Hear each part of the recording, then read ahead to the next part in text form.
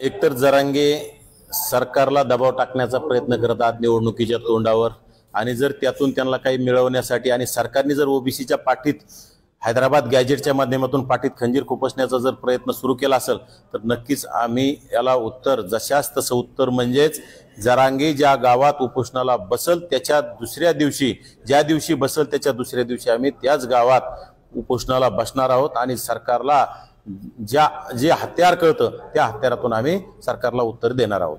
तुम्ही आंतरवालीतच बसणार आहात? यस, आंतरवाली सराटीत जरांगे बसले, आंतरवाली सराटीत जरांगेने गाव बदललं, आम्ही त्याच्या गावात, ज्या गावात जाईल त्या गावात जाऊन आम्ही जरांगे बसल त्याच्या दुसऱ्या दिवशी उपोषणाला बसणार आहोत आणि या राज्य सरकारला दाखवून देणार आहोत या राज्यामध्ये 60% ओबीसी आहे आणि तुम्ही जर ओबीसीच्या पाठीत खंजीर खुपसत असाल तर आमचा प्राण गेला तरी चालेल, परंतु आम्ही ओबीसींचा लढा बंद ठेवणार नाहीत।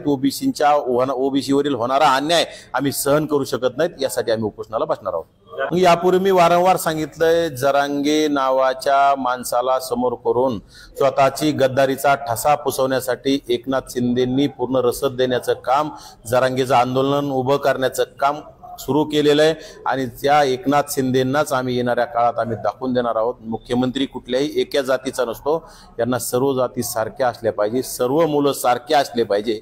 त्यामुळे मुख्यमंत्र्यांनी एकतर्फी निर्णय घेऊ नये, अन्यथा त्यांना येणाऱ्या काळात प्रत्येक गोष्टीला सामोरं जावं लागेल। 17 तारखेला बसणार आंतरवालीत, त्याच्यावर ठाम आहात? जरांगे 16 तारखेला बसले तर आम्ही 17 तारखेला बसणार आहोत, त्यावर आम्ही ठाम आहोत आणि जरांगे ज्या गावात बसल त्याच गावात आम्ही उपोषणाला बसणार, एवढं ठाम। तुम्ही पण आहात का लक्ष्मण हाके साहेब? आम्ही दोघं बी असतो। दुसरा विषय असा आहे की छत्रपती संभाजीनगरचे खासदार संदीपान भुमरे आणि पालकमंत्री अब्दुल सत्तार हे मुख्यमंत्र्यांचे कान भरत आहे असा आरोप जो जरांगे पाटलांनी केलेला आहे। यापूर्वी अब्दुल सत्तार हे जरांगेंच्या भेटीला आले होते, त्याचबरोबर संभाजीनगरचे जे खासदार आहेत संदीपान भुमरे हे 2 ते 3 वेळा शिष्टमंडळात जरांगे पाटलांच्या भेटीला आले। हे बघा, अब्दुल सत्तार हे शेतकऱ्यांच्या जमिनी बळकावणारा गद्दार मंत्री आहे आणि अशा मंत्र्याला फक्त पैशाची भाषा आणि भ्रष्टाचाराची भाषाशिवाय दुसरी काही कळत नाही। जरांगेंना रात्री यायचं, जरांगेंना पैसे द्यायचे, कुठेतरी सेटलमेंट आणि डील करणारा दलाल आहे तो।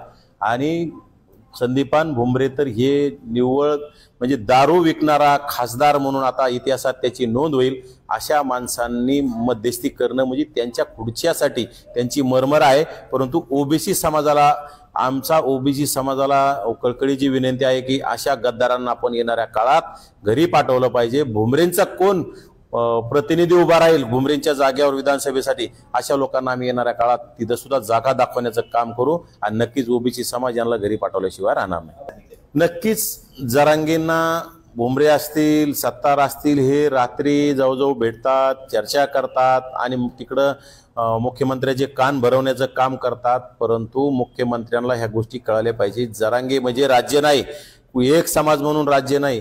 या राज्यामध्ये 18 पगड जातीतील 12 बलुतेदार, 18 आलुतेदार, मराठा, मुस्लिम, दलित, एससी, एसटी सर्व समाज राहतात। सर्वांना घेऊन चाललं तरच हे राज्य चालत असतं, नसतं येणाऱ्या काळात खुर्ची त्यांची खुर्ची येणाऱ्या काळात रिकामी झाल्याशिवाय राहणार नाही।